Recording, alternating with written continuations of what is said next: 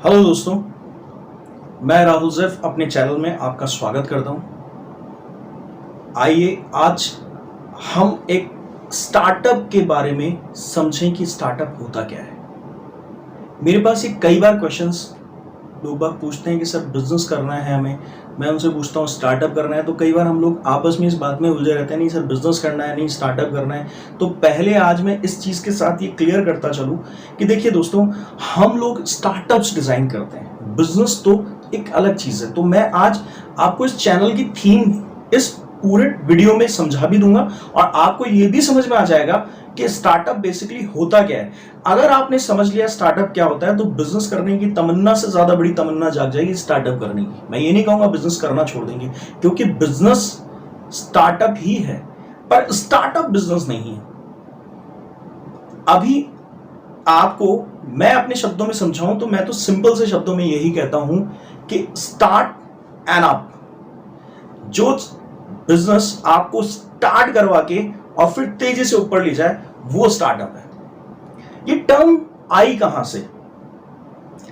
ये term Forbes ने 1976 में 15 अगस्त को पहली बार अपनी मैगजीन के अंदर यूज किया था और ये फोर्ब्स मैगजीन की ही दी हुई एक सोच है कि जो यूनिक तरीके से किया जाए और जिसमें इन्वेस्टमेंट के लिए बार बार जरूरत पड़े, वो एक स्टार्टअप है। देखिए ये छोटी सी डेफिनेशन अपने आप में बहुत बड़ी है, तो मैं आगे अब आपको कुछ बताऊं, इसके लिए चलिए स्टार्ट करते हैं। देखिए दोस्तों, अभी आपको स्टार्टअप और बिजनेस में सबसे पहले डिफरेंस समझना पड़ेगा। ये स्टार्टअप है और ये बिजनेस है, ठीक है? तो स्टार्टअप बिजनेस हो सकता है पर बिजनेस स्टार्टअप नहीं हो सकता।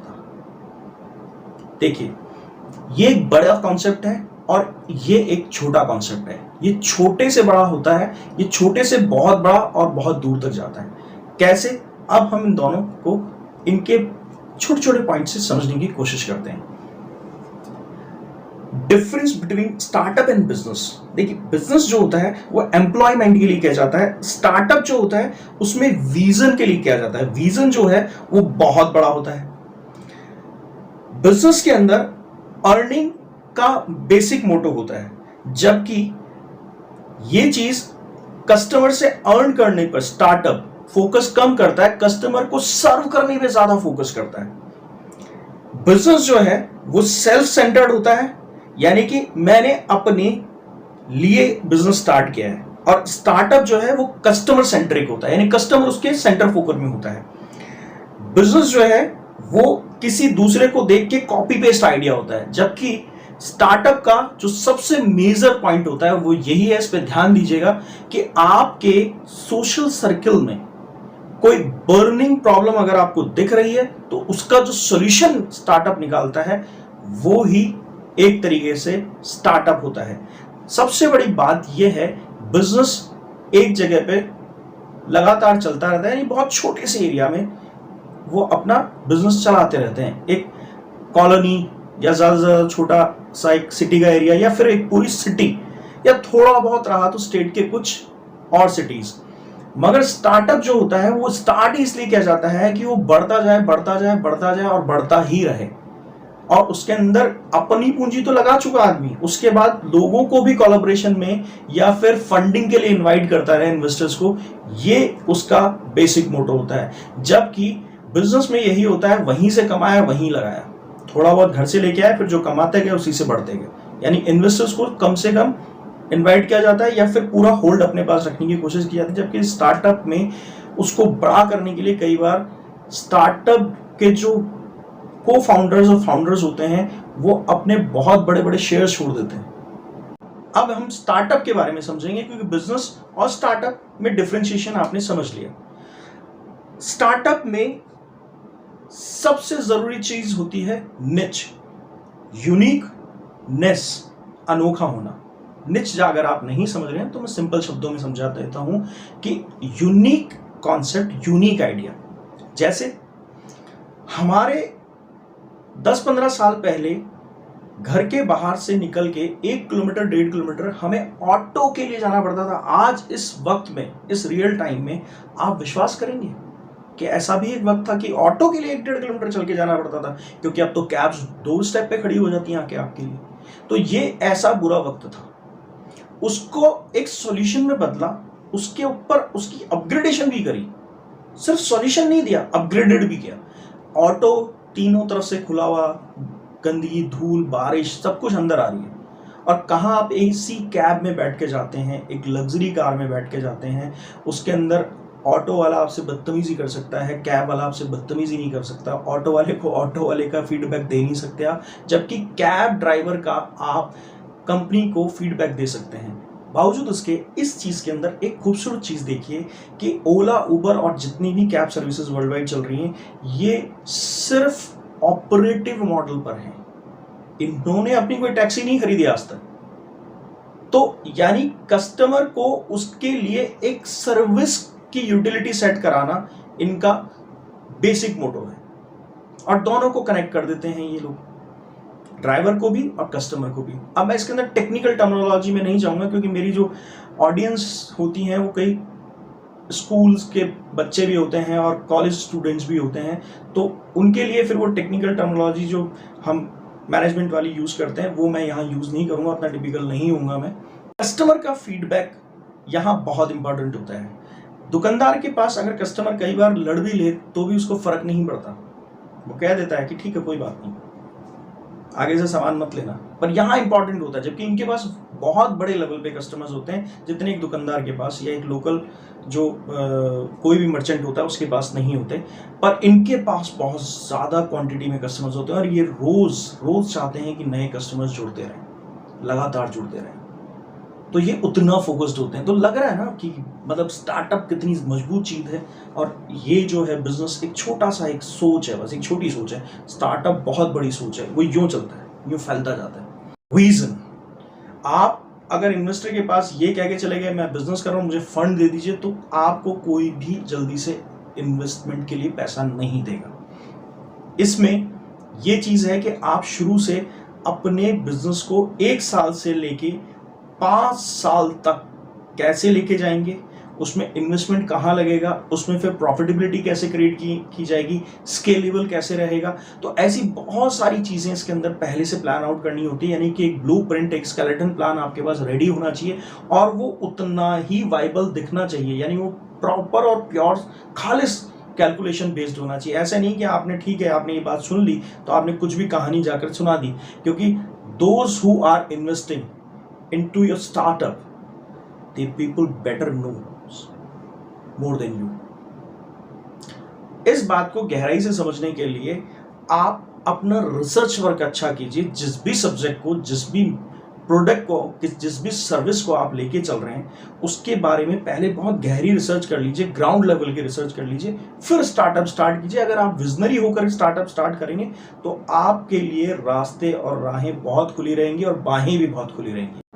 हमेशा स्टार्टअप बड़ी डेमोग्राफी पे फोकस करता है, और इसी वजह से जो मैंने पहले बात की, कस्टमर का फीडबैक बहुत इंपॉर्टेंट होता है। फीडबैक जो होता है उससे स्टार्टअप में इंप्रूवमेंट आता है, और रोज स्टार्टअप में इनोवेशंस ज़रूरी हैं। जिन स्टार्टअप्स ने इनोवेशंस नहीं किए, आज उनका आप नाम सुनाएंगे, जब मैं याद दिलाऊंगा तो आप कहेंगे हाँ हमने सुना था। आपको जानकर आश्चर्य होगा कि सबसे पहली टैक्सी सर्विस हमारे यहाँ पर जो ऑन कॉल आया करती थी वो थी माई टैक्सी, जिसका विलय बाद में ओला में हो गया। मेरू कैब्स थे, उन्होंने बहुत अच्छी शुरुआत की थी, पर वो जितनी एक्सपेक्टेशंस बढ़ा के आई थी उतनी जल्दी ही चली गई थी। फूड पांडा फूड डिलीवरी जो होती है उसके अंदर बहुत गहराई तक उतर गया था, मगर फिर भी उतने अच्छे तरीके से, मजबूत तरीके से वो नहीं गया जितने अच्छे तरीके से स्विगी ने अपनी मजबूती पकड़ी। पर हाँ, वहाँ जोमेटो संभल गया, स्विगी की तेज़ी देख के उसने भी रफ्तार पकड़ी, और दोनों बराबर से ही काम करने लगे मार्केट के अंदर। प्रॉब्लम सॉल्वर कोई आपका सोल्यूशन होना चाहिए उस आइडिया के अंदर। अगर आप प्रॉब्लम सॉल्वर नहीं बन रहे हैं तो आप ये समझ लीजिए आप खुद के लिए ही प्रॉब्लम क्रिएटर बन जाएंगे, क्योंकि बिजनेस को स्टार्ट करके चलाना फिर भी ठीक है, क्योंकि वो एक प्रोडक्ट जो पहले से ही बहुत रिसर्च्ड है, जिसकी कई सालों से पहले से, तो वो एक लिमिटेशन में आप काम कर सकते हैं। पर जो स्टार्टअप है उसके अंदर अगर आपने कस्टमर की प्रॉब्लम सॉल्व करने की आदत नहीं डाली, उसको कोई सोल्यूशन नहीं दिया, जो एग्जिस्टिंग प्रॉब्लम आप देख रहे हैं, जैसे मैं एक सिंपल सा एग्जांपल देता हूँ। माचिस से पहले ज़्यादातर घरों के अंदर गैस जलाई जाती थी, काफ़ी कचरा भी होता था, स्मेल भी होती थी, खराब भी हो जाती थी माचिस। लाइटर ने उसकी जगह ली, इतना सा इन्वेंशन था, इतना सा, और फर्क डाल गया। आज एक बहुत बड़ी इंडस्ट्री है। देखिए, एक थ्योरी मैं अब थोड़ा सा अलग तरीके से समझा देता हूं आपको। स्टार्टअप जो है वो जो 2007 का जो एक स्टार्टअप बबल बना था वर्ल्ड वाइड, 2007 से लेके और 13-14 तक, उसके अंदर उसको बबल इसलिए कहा जाता है क्योंकि उसके बाद काफ़ी टाइम तक स्टार्टअप्स की जो मार्केट है उसमें बहुत ठहराव आ गया था, बहुत फंस गई थी ये इंडस्ट्री कुछ टाइम के लिए, 1.5-2 साल। उसका रीज़न ये था कि एक ब्लॉकेज क्रिएट हो गया था कि जो भी स्टार्टअप आता था वो घाटे में ही चलता था और ग्रोथ करता था, यानी कि वो एक तरीके से अपने आप को संख्यात्मक रूप में बढ़ा रहा था, यानी नंबर्स जो है ग्रोथ में वो तो बहुत अच्छा दिखा रहा था, पर अपनी जो प्रॉफिट मेकिंग जो है उसके ऊपर फोकस नहीं कर रहा था। इसलिए अब छोटे स्टार्टअप्स को मोटिवेट कर रहे हैं बड़े बड़े इन्वेस्टर्स, वो छोटी फंडिंग्स करने में ज़्यादा इंटरेस्टेड है, क्योंकि हर एक के साथ रिसर्च का काम बहुत इनिशियल स्टेज पे स्टार्ट हो जाता है, एक चीज़। दूसरा, इन्वेस्टर्स भी कोशिश करते हैं कि उन्हें गाइड किया जाए और शुरू से प्रॉफिट मेकिंग पे फोकस किया जाए।